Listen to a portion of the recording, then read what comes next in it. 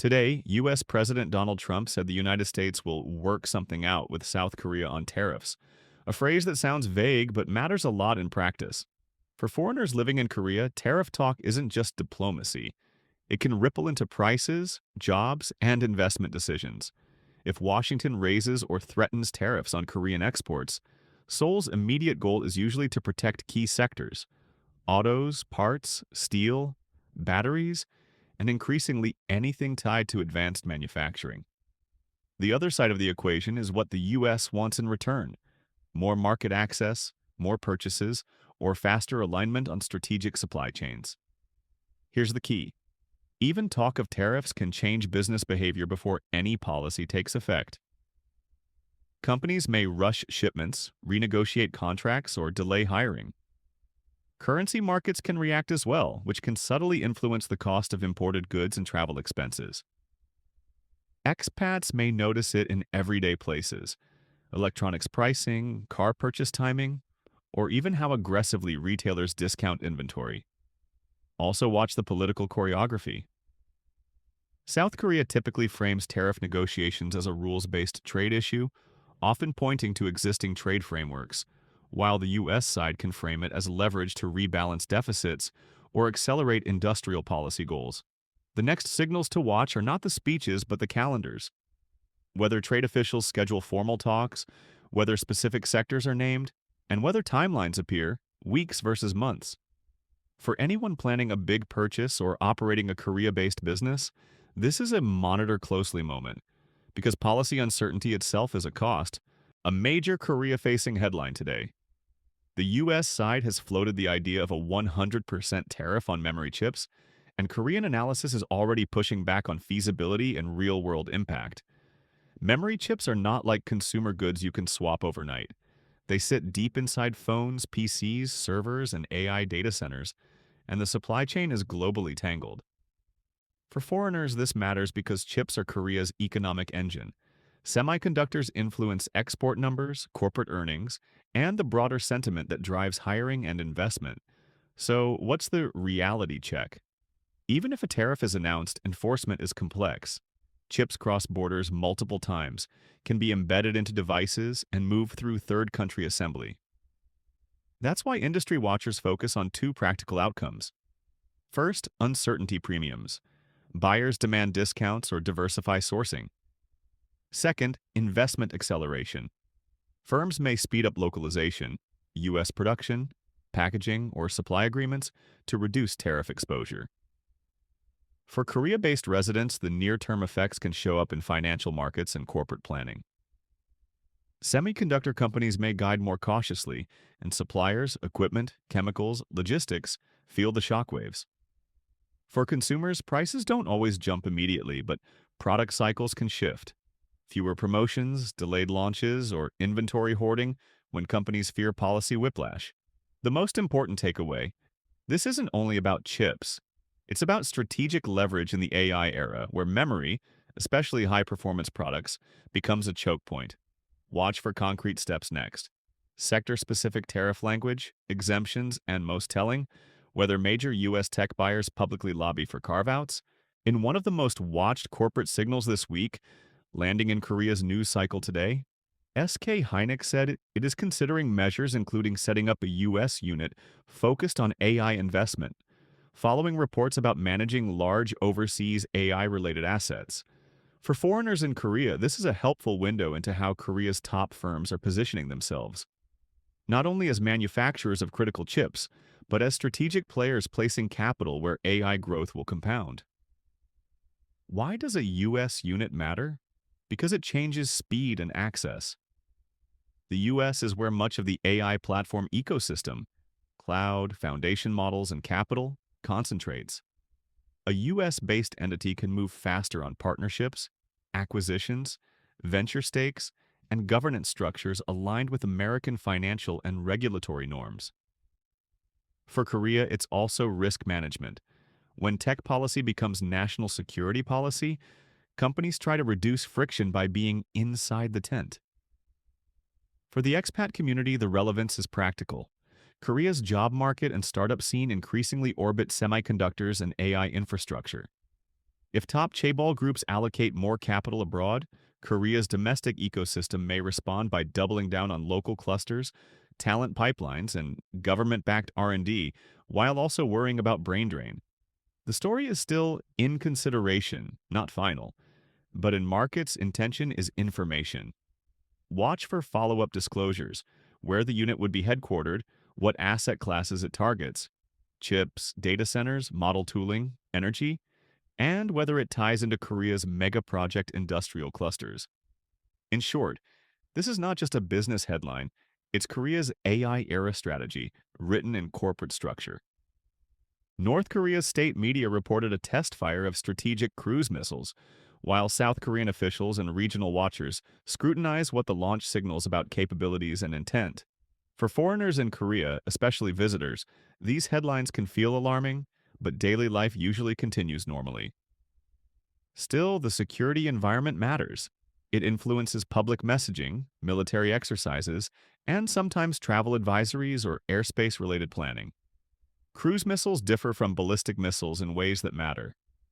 They can fly lower, maneuver more, and challenge detection, raising the premium on integrated air defense and early warning. A test fire announcement is also political theater.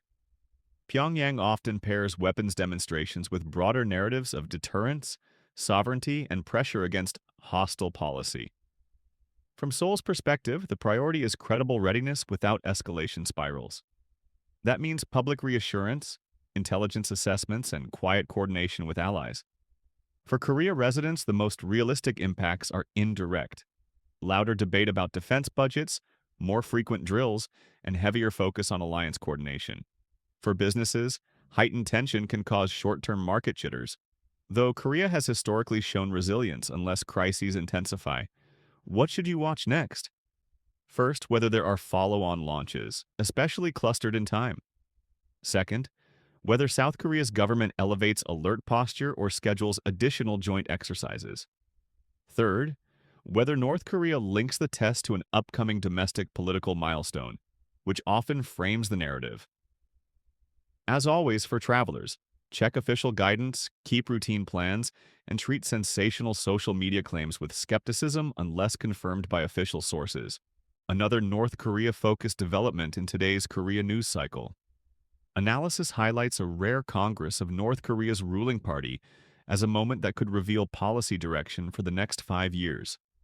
For foreigners in South Korea, this kind of political event matters less for immediate safety and more for macro weather. It shapes the tone of inter-Korean relations, defense posture, and the risk premium investors attach to the peninsula. Party congresses in North Korea are not just meetings, they are narrative resets. They can bundle economic goals, military priorities, and ideological messaging into one national storyline. In recent years, the regime has emphasized weapons development alongside self-reliance and selective openings, often constrained by sanctions and structural economic challenges. For South Korea watchers, the key question is whether Pyongyang signals escalation, consolidation, or calibrated outreach. That doesn't necessarily mean peace talks. It could mean a more technical approach, setting conditions, demanding concessions, or focusing on deterrence messaging. In practical terms, if the Congress rhetoric hardens, Seoul may respond with stronger alliance coordination and domestic preparedness. If it softens, Seoul may explore limited engagement channels, often humanitarian or crisis management lines. For expats, the best approach is informed calm. These developments rarely change day-to-day routines, but they can influence markets, headlines, and diplomatic tone. Watch for concrete outputs, leadership reshuffles, explicit timelines for weapons programs, or economic measures that affect cross-border trade. Also pay attention to what's not said. Silence on diplomacy can be as telling as aggressive rhetoric. In Korea, political signaling is part of the security ecosystem, and today's coverage is a reminder that the peninsula's story is often written in political events as much as in tests or drills. One of the biggest domestic political legal stories today is the scheduled first-instance court verdict involving former First Lady Kim Keon-hee.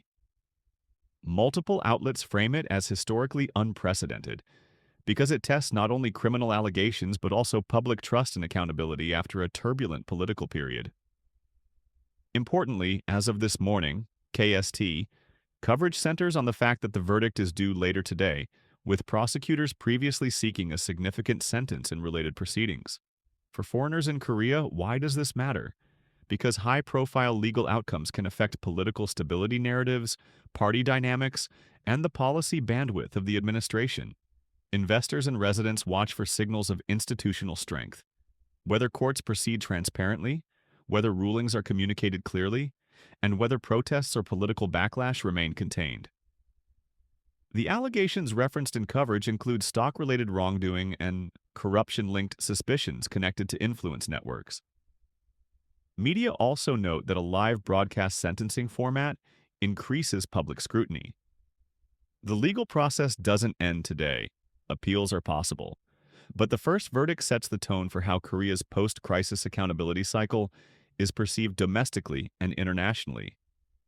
What to watch today? 1. The court's reasoning. What facts it accepts and what it rejects. 2. Whether penalties, if any, are custodial or suspended. And 3. The political reaction. Statements from major parties, calls for further investigations, or demands to move on. For day-to-day expat life, disruptions are unlikely unless large demonstrations are called in central Seoul. Still, this is one of those institutional headline moments, where legal procedure intersects with national politics, and the world is watching how Korea handles it. If you're flying into, out of, or within Korea, today's travel safety coverage is worth your attention. Major Korean carriers under the Hanjin Group have expanded restrictions to ban the in-flight use of portable power banks, following broader industry concern about lithium-ion battery fire risk. Reporting notes passengers can still carry power banks, but usage and storage rules are tightening, especially around overhead bins and charging during flight. For foreigners, this is a practical, don't get surprised at the gate story. The rule can affect long-haul travelers who depend on battery packs for phones, tablets, or laptops, especially if the aircraft has limited or non-functional seat charging. The safety rationale is straightforward. Thermal runaway incidents are rare but dangerous in a closed cabin environment, and aviation regulators globally are scrutinizing how batteries are carried and used. What should you do? Before you fly. 1. Check your airline's latest carry-on battery policy, including capacity limits, HMAH. 2. Pack charging cables assuming you may need seat power instead of a power bank. And 3. Keep power banks accessible if the airline requires them to be within personal reach rather than overhead storage. What this means for Korea's tourism and expat community is simple. Korea's air travel is extremely international and high volume, and small rule changes can trigger confusion at airports. If you're traveling during busy periods, arrive earlier and assume additional checks or announcements at boarding. It's not the kind of news that trends globally, but it's exactly the kind of rule that can ruin your day if you miss it. South Korea's government is weighing a bold social policy idea, providing sanitary pads for free after President Lee Jae-myung renewed criticism of high menstrual product prices. On the surface, this is a domestic welfare debate, but for foreigners living in Korea, it's also a clear sign of where political attention is pointing: cost of living pressure and everyday affordability policies. The debate typically splits into 3 questions. First, need and equity. Menstrual products are essential, and advocates argue that price burdens hit low-income households hardest, raising a public health and dignity issue. Second, scope and logistics. Would the policy be universal or targeted?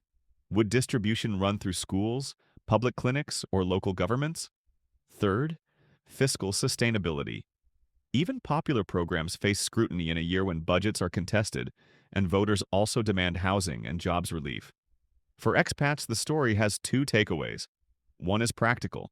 If programs expand through public facilities or schools, foreign residents, especially families, may encounter new benefits or local government initiatives, depending on eligibility rules. The other is cultural political. Korea's policy debates can move quickly from idea to pilot to nationwide rollouts, especially when framed as fairness and basic rights. Watch for what happens next, whether the government announces pilot projects whether local councils push matching programs, and whether the policy becomes part of a broader cost of living package. This isn't just a single product story. It's a window into how Korea's leadership wants to be seen: responsive, practical, and focused on household burdens. A striking economic social headline today. Bankruptcy claims are rising among Koreans in their 60s, with reporting linking the trend to retirement funds running dry and debt burdens increasing. For foreigners, this is not just a demographic statistic. It's a lens into Korea's deeper structural challenge: rapid aging plus high household financial pressure. Korea's older households often face a difficult triangle: housing costs, healthcare expenses, and income instability after retirement. When savings are insufficient and debt servicing continues, financial distress can accelerate quickly. This also intersects with self-employment. Korea has a high share of older people running small businesses late in life, and when sales fall or rent rises, debt can become unmanageable. Why does this matter for expats and visitors? First, it shapes policy. Governments respond with pension adjustments, debt relief discussions, and expanded safety net programs, decisions that affect taxes, social services, and the political climate. Second, it affects the broader economy. If older consumers pull back spending sharply, local businesses feel it. Third, it impacts social atmosphere. You may notice more public debate around senior poverty, free meal lines, and welfare eligibility. The key to watch is whether the trend sparks new policy packages, especially around pension adequacy, debt restructuring, and affordable healthcare. Korea's aging story is moving from future problem to current headline, and today's coverage shows how quickly household finance issues can become a national narrative. For anyone building a life in Korea, work, family, long-term residence, this is one of the most important macro stories to understand. Today's entertainment pick: the group POW is making a John 28 comeback with a winter-themed release, highlighted by collaboration messaging that aims beyond the domestic market. For foreigners in Korea, especially travelers in Seoul, K-pop comebacks aren't just music drops. They can trigger pop-up events, fan gatherings, and promotional appearances that affect neighborhoods around venues, shopping districts, and transit hubs. The marketing logic is familiar in modern K-pop. Make the drop feel like an event. By linking with recognizable collaborators and emphasizing a seasonal mood, agencies try to widen playlist reach and generate social sharing across markets. For international fans visiting Korea, comeback windows can be a great time to catch broadcast stages, fan sign campaigns, or limited edition merch, though access often depends on lottery systems and platform verification. If you're new to Korea's music scene, here's the practical tip. Follow the group's official social accounts and check major music show schedules and ticket platforms early. Seoul's entertainment infrastructure moves fast, and last-minute announcements are common. Also, if you're filming content as a visitor, be mindful of crowd control and venue rules, especially near broadcast stations, because security can be strict during idol schedules. In short, today's comeback news is a reminder that K-pop is a live ecosystem in Korea. Music, tourism, commerce, and street-level energy, compressed into a few days around release time. Highlight member Yoseob has confirmed a solo comeback on February 9th, 6 p.m. KST, with his third mini-album, Unloved Echo. The announcement came with a comeback trailer and schedule plan released through official channels, signaling a full promotional rollout ahead of release. For international fans in Korea, these comeback windows often translate into real-world activity: music show stages, pop-up promotions, and time-sensitive content drops that can drive sudden spikes in searches and ticket or album demand. Media coverage highlights that this release marks his return as a soloist after about 4 years and 5 months, which is a long gap in K-pop release cycles, especially for established vocalists. Early reporting also notes tracklist details circulating in entertainment coverage, including a title track and multiple B-sides, building anticipation around his signature vocal style and more personal storytelling. If you're a visitor planning a K-pop schedule trip, this is the kind of announcement that can quickly lead to broadcast appearances and fan-facing events, sometimes with short notice. The practical tip: Follow the artist's official accounts and the agency's notice page because official schedules and eligibility rules for attendance, pre-recordings, and fan events are often posted there first. Korean golf legend and broadcaster Park Se-ri publicly denied a viral claim that she married actor Kim Sung-soo, calling the rumor fake news and describing it as both absurd and unsettling. Reporting says the false story spread online, fueled by increasingly convincing AI-generated or manipulated content, an example of what Korean outlets are warning about as AI slop or deepfake-style misinformation. Why does this qualify as a major entertainment headline? Because it's not just gossip, it's a growing platform and trust problem. Park's response emphasized that the content looked too real, and coverage notes concerns about collateral damage to the people named in these rumors. Some reports specifically point to YouTube-style viral formats, where sensational thumbnails and announcement videos are optimized for clicks. For foreign residents in Korea, this story is also a reminder. The Korean entertainment ecosystem moves fast, and misinformation can spread cross-language even faster. If you see a breaking celebrity relationship claim, the best verification route is official statements, agency notices, verified SNS posts, and multiple reputable outlets. Today's headline is essentially a case study in how AI-era misinformation is reshaping celebrity news, and why audiences are being pushed to practice basic digital hygiene.